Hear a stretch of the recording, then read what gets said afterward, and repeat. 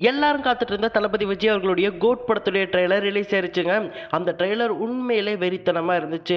அந்த ட்ரெய்லருடைய சில ஐடென்டிட்டிஸ் மற்றும் அந்த ட்ரெய்லருடைய ஒரு குட்டி ரிவ்யூ தான் இந்த வீடியோல நம்ம பார்க்க போறோம். டைம் வேஸ்ட் பண்ணாம வீடியோக்குள்ள பார்க்க முன்னாடி மறக்காம அறம் யாதலுக்கு சப்ஸ்கிரைப் பண்ணி வச்சுக்கோங்க.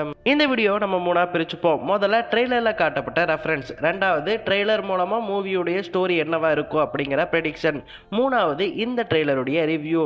நாம முதல்ல ரெஃபரன்ஸ்ல இருந்து ஸ்டார்ட் பண்ணிடுவோம். இந்த ட்ரெய்லர்ல நம்ம எல்லாருக்கும் பிடிச்ச ரெண்டு தலையுடைய ரெஃபரன்ஸ் இருந்துச்சுங்க.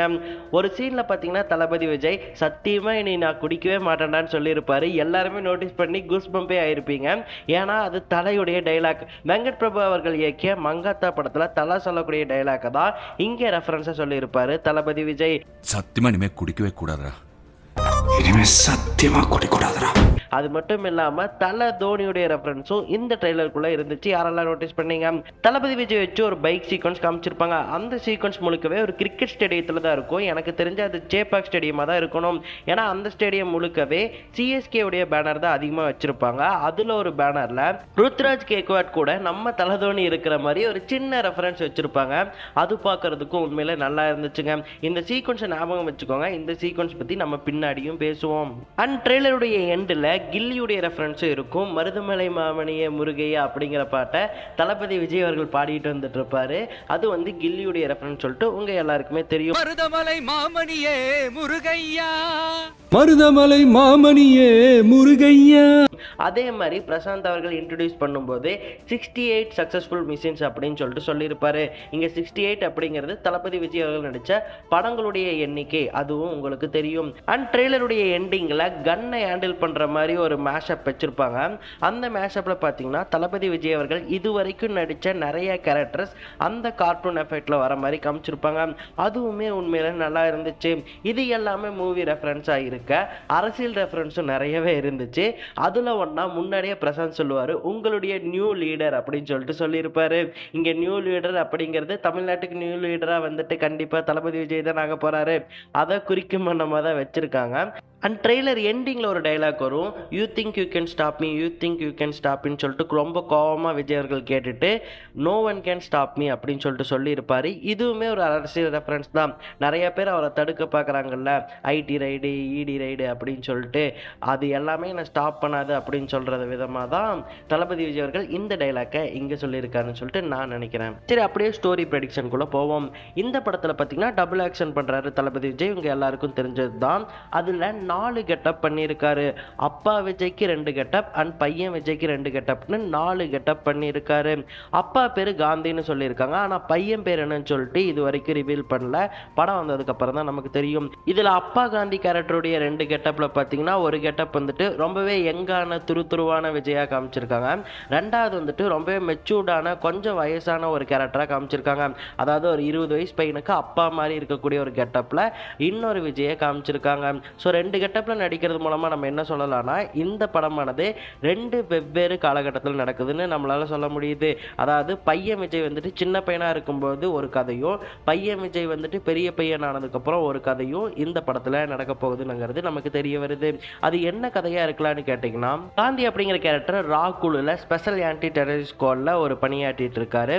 அந்த ஸ்குவாட்ல அவர் இருக்கும்போதே நமக்கு என்ன தெரிய வருதுன்னு கேட்டீங்கன்னா, ரொம்ப துருதுருவான அசால்ட்டா இருக்கக்கூடிய ஒரு கேரக்டரா தான் இருந்திருக்காரு. அப்படி இருக்கும்போது பேங்காக் அவர் குடும்பத்தோட போயிருக்காரு. அப்படி போகும்போது அவருடைய அசால்ட்டா இருக்கிறதால வந்துட்டு ஏதோ ஒரு பிரச்சனை வந்திருக்கலாம். அந்த பிரச்சனையில வந்துட்டு இந்த படத்துடைய வில்லனான மோகன் அவர்களும் இன்வால்வ் ஆயிருக்கலாம். அந்த பிரச்சனையால மோகன் அவர்களும் சரி தளபதி விஜய் அவர்களும் சரி 2 பேருமே பாதிக்கப்பட்டிருக்கலாம். 2 பேருமே பாதிக்கப்பட்டதுக்கு அப்புறம் 2 பேருடைய வாழ்க்கையுமே வெவ்வேறு திசையில மாறி போயிருக்கலாம். அந்த ஒரு பிரச்சனையால தளபதி விஜய் அவர்கள் அவருடைய வேலையை விட்டு போயிருக்கலாம். ஏன்னா இந்த டைலாக் நீங்க கவனிச்சாலே உங்களுக்கு தெரியும், ஸ்குவாடை விட்டு போய் ரொம்ப நாள் ஆச்சுல அப்படின்னு சொல்லிட்டு கேட்கறாருல, அது மூலமாவே நமக்கு தெரியுது அந்த ஒரு பிரச்சனையால அவர் ஸ்குவாடை விட்டு போயிட்டாரு அப்படின்னு சொல்லிட்டு நமக்கு தெரியுது. அதோட பையன் விஜய் கேட்டீங்கன்னா, அப்பா மாதிரியே இருக்கிறதால அப்பா மாதிரியே ஒரு வேலைக்கு சேரும்னு சொல்லிட்டு அந்த ஒரு வேலைக்கு சேர்ந்திருக்காரு. அதன் பிறகு இந்த பிரச்சனை வந்துட்டு திரும்பவும் விஜய் அவர்களுடைய வாழ்க்கையில வருது. அந்த பிரச்சனையை வந்துட்டு மைக் மோகனையும் வந்துட்டு விஜய் அவர்களுடைய வாழ்க்கையில கொண்டு வருது. அந்த பிரச்சனையால அப்பா விஜய்க்கு மிகப்பெரிய ஆபத்து இருக்கு அப்படின்னு சொல்லிட்டு பையன் விஜய் தெரிஞ்சுக்கிறாரு. அதன் அதனால அப்பாவை காப்பாத்துறதுக்கு பையன் போராடுறாரு. அதன் பிறகு அப்பாவை காப்பாற்றக்கூடிய இந்த மிஷினானது நாட்டை காப்பாற்றக்கூடிய ஒரு மிஷினா மாதிரி அப்பாவும் பையனும் சேர்ந்து அந்த வேலையில ஈடுபடுறாங்க.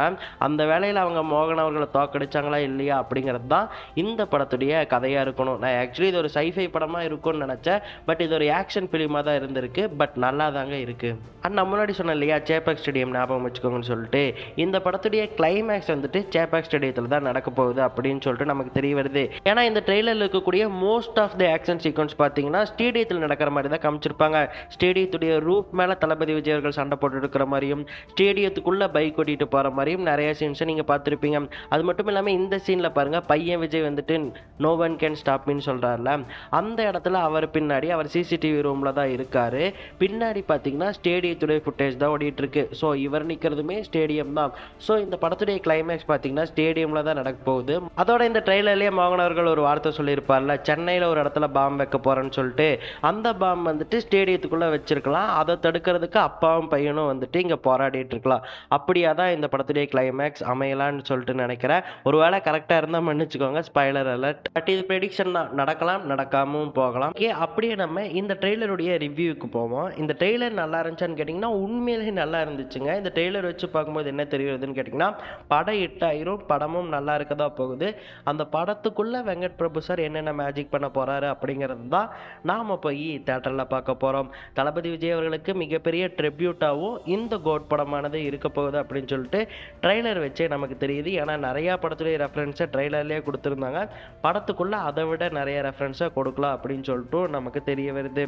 அதோட டிஏஜிங்கு நிறையா கம்ப்ளைண்ட் பண்ணியிருந்தாங்க. பட் ட்ரெய்லர் பார்க்கும்போது என்ன தெரிய வருதுன்னு கேட்டிங்கன்னா, டிஏஜிங் ரொம்பவே நல்லா பண்ணியிருந்தாங்க.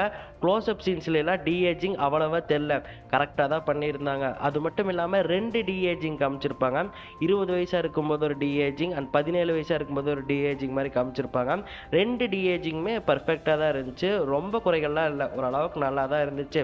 அண்ட் மியூசிக் பக்கம் வந்தீங்கன்னா மியூசிக் ஒரு சில இடங்கள்லாம் நல்லாவே இருந்துச்சு. பட் அந்த கூஸ் பம்பான மியூசிக் இல்லை, ஏன்னு தெரியல. படம் பார்க்கும்போது நல்லா இருக்கலாமோ என்னவோ, பட் கூஸ் பம்பான மியூசிக் இல்லை. கடைசியில் காட்டினாங்களோ ஒரு எஃபெக்ட், தளபதியோட நிறையா கெட்டப் வந்துட்டு கன்னை ஹேண்டில் பண்ணுற மாதிரி ஒரு மேஷப் காமிச்சாங்கல்ல, அதுவுமே வந்துட்டு ஒரு கூஸ் பம்பான மியூசிக் இருந்திருந்தால் நல்லா இருந்திருக்கும். பட் இல்லாமல் இருந்தது வந்துட்டு ஒரு குறையாதாங்க இருக்குது. அண்ட் இந்த படம் பார்த்திங்கன்னா ஒரு ஆக்ஷன் சீக்வன்ஸான படமாக தான் இருக்க போகுது.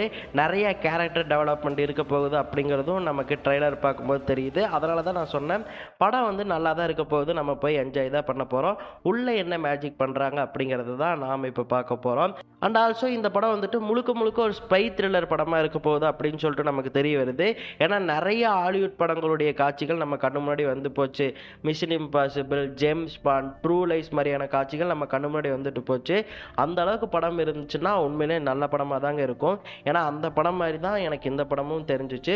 ஸோ ஒரு நல்ல ஒரு ஸ்பை த்ரில்லர் படமாக இந்த கோட் படம் கண்டிப்பாக இருக்குன்னு சொல்லிட்டு நான் சொல்கிறேன். படம் பார்த்துட்டு வந்துட்டு நம்ம பேசுவோம்.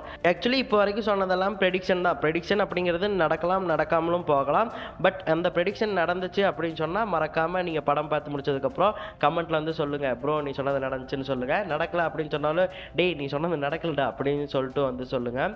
அவ்வளோதான் மக்களே, இன்றைக்கி ஒரு வீடியோ. கோட் படத்துடைய ட்ரெய்லர் பற்றி நீங்கள் என்ன நினைக்கிறீங்க? அந்த ட்ரெய்லர் எந்த அளவுக்கு நல்லா இருந்துச்சு, ட்ரெய்லருக்குள்ளே எந்த சீன் உங்களுக்கு பிடிச்சிருந்துச்சு அப்படிங்கிறத மறக்காமல் கமெண்ட்டில் சொல்லுங்கள். அண்ட் நான் உங்களை அடுத்த வீடியோவில் பார்க்குறேன். Tata bye by.